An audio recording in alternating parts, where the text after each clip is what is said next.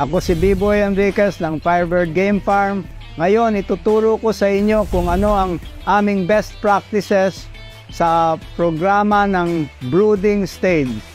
Okay, ang brooding, pag ang inahin ay may sign na maglilimlim, gumagano na yung balahibo, ayaw na magpakasta, ayan na umpisa ng brooding stage. Lalo na yan na, mga itlog na lilimlim na siya, ibig sabihin yan. At pagpisa, may mga sisiw, ngayon na yon. Ang ginagawa namin, pag ganun na siya, kasi hindi kami flock mating, hindi kami, may yard kami. Nilalabas na namin siya sa breeding yard. May sama-sama sila lahat ng mga inahin na ganon. The next day, liliguan namin. Tapos noon, after 2 days, ibabalik na namin siya. Pag niliguan, naalis na babawasan yung nagiging brooding nila na nababawas. Kaya sandali lang, magpapakasta uli, mangingitlog na naman. So namamaximize namin. Kaya kung minsan, umaabot ng more than 30 eggs.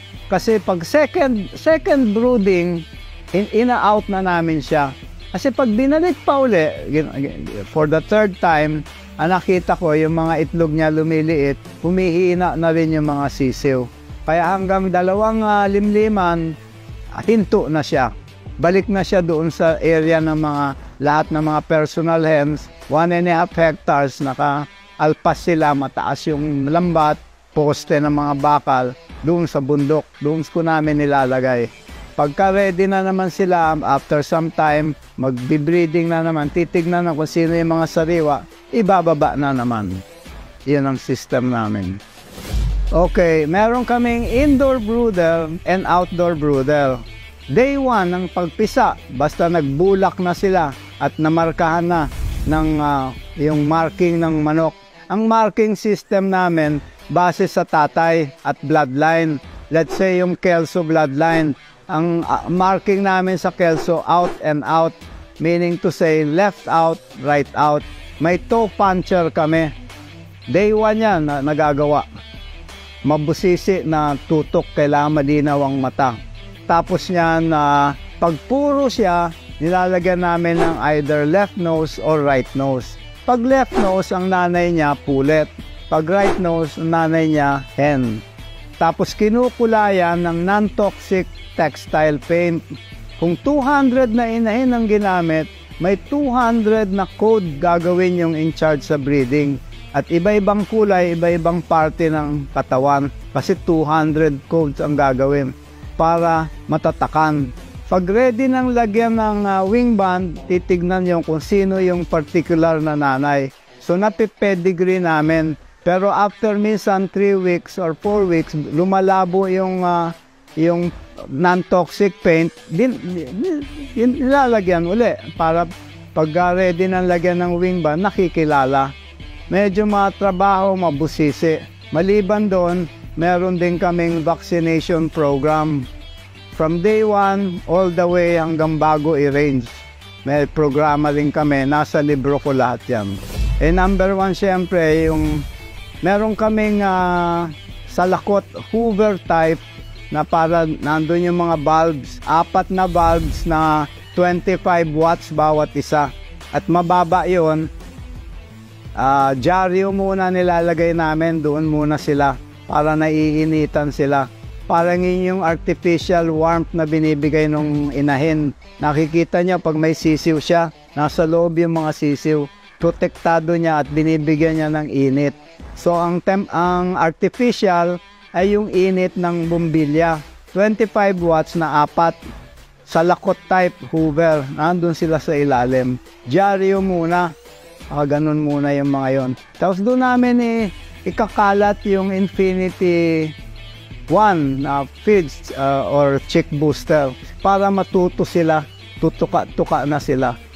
After maybe 5 days or 1 week, ilalagay na namin sa container yung feed. Marunong na sila, alam na nila. Tapos yung aming feeder na itataas namin, para sa ganon, hindi nila aapakan at iiputan. Habang lumalaki sila, tumataas yun. Para eksakto lang. Kasi kung hindi, tatapakan nila, doon sila iipot. So hindi mapapakain ng tama. So yun ang system namin. Ipapakita namin sa inyo para mayroon kayong better understanding. At yung flooring, ilalagyan namin ng kusot, wood shavings. Kasi sa wood shavings, walang hanip. Yung iba, may ipa, dayami, nagkakahanip. Yung wood shavings, wala. For some reason, ayaw siguro ng mga hanip may kinokontra ng kahoy. At may kinukunan kaming doon sa Paete, sa Laguna, ng mga woodworks. Doon namin kinukuha yung mga kusot na ginagamit namin. At maluwag yung amin brooder, bata pa sila, gumagalaw na. Nadidevelop na agad sila. Pag lumaki-laki sila ng konti, kuminsan may iniitsa kaming maliliit na plastic, naglalaro sila, tutukayin yun, habulan. So ang aga ng development nila, malalakas ka, tsaka ang gana kumain. Kaya hindi na ako magpapalit ng feeds na gustuhan ko talaga yung Supremo. Napakahusay, napakalusog. Okay, so 3 weeks sila sa indoor brooder. Pagka madami na masyadong ipot, nakita ng in charge sa breeding, kaalisin yun. Lalagyan uli ng panibagong kusot. Kasi madumi na yun, baka may bacteria na. At iniingatan din namin, hindi pasukin ng daga. Kasi sa gabi, nandyan yung mga daga, papatayin, kakagatin. So may bantay din, tinitingnan din namin na hindi sila makapasok. Kuminsan, binibigyan namin ng rat trap at lason. O sa gabi, merong gwardiya na ini-inspection din yon. Kasi ad libitum ang pakain namin, 24 hours ad libitum, tuloy-tuloy. Habang gusto nilang kumain, bigay nandiyan sa harap nila. Kung pagod naman sila, gusto lang matulog, lalayo sila, iiga lang sila. Maluwag yung mga indoor brooders namin. On the 3rd week, may vaccination program na yan. On the 3rd week, outdoor brooder na sila. Ganun din, meron din kusot at may ilaw din. Kaya sa gabi, may warmth. At sa first week, dahil mabibigla, mahanginan, meron kaming tabing na tela. 1 week yon. During the day, inaalis yon. Nakakalabas sila, may damuhan, labas-pasok na sila. Ina-acclimatize na namin sila sa nature, sa hangin at lahat.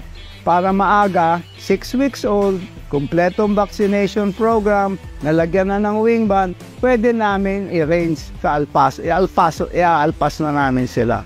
6 weeks old na i-alpas na namin sila. Kumpleto na yung vaccination program, may wing band na sila, recorded na, kilala na namin kung sino yung papa niya, sino yung particular na mama niya. Yun ang aming system. Nagkakasakit din kuminsan kung pabaya yung nag-aalaga. Kung hindi malinis, nagkakaroon sila ng problema.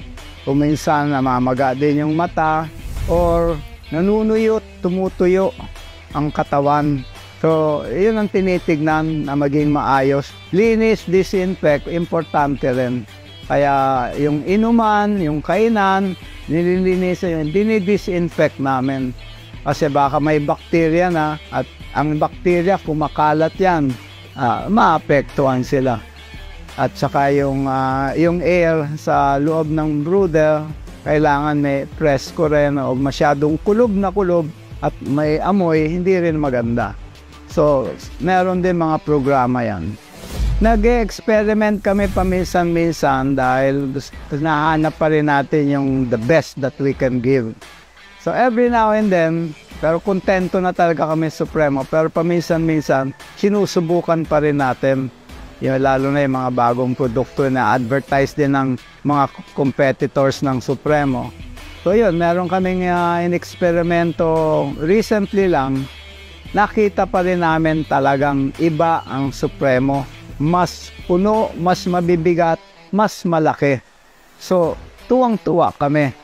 It's an assurance that what we're giving to the chicks, yung quality ng feeds ay to the highest level. Kasi napaka-importante niyan, yung first stage of development, napaka-importante niyan. Parang sa tao rin, yung baby, na kailangan yung gatas ng nanay ang iinumin. para masiguro na malusog na malusog. Ang labanan nito, palusugan, at ayaw natin din magkasakit.